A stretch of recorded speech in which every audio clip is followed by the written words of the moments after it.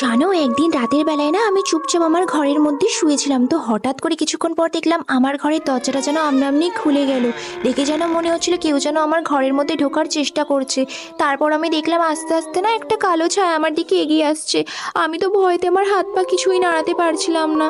তো হঠাৎ করে না ওই কালো ছায়াটা আমার কাছে এসে দাঁড়িয়ে বলল, তুমি কি জানো আমি তোমার সাথে অনেক বছর ধরে এই ঘরের মধ্যে থাকি? তো আমি না তখন একটু সাহস করে বললাম, আচ্ছা ভূত, তুমি কি আমাকে কিছু বলতে চাও নাকি?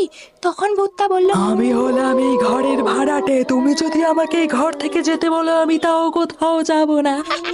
তো তখন আমি বললাম, আরে কোনো সমস্যা নেই, তুমি এই ঘরের মধ্যে যতদিন ইচ্ছা থাকো, কিন্তু এই ঘরে থাকতে গেলে তোমাকে কিছু নিয়ম মেনে চলতে হবে। কি নিয়ম তাড়াতাড়ি বলো। আমি বললাম, তেমন কিছু নয়, শুধু আমার কথা শুনে চলতে হবে। আচ্ছা ঠিক আছে। তো আমি না সবে ভূতটাকে অর্ডার করতে যাব, তখনই আমার ঘুমটা ভেঙে গেল।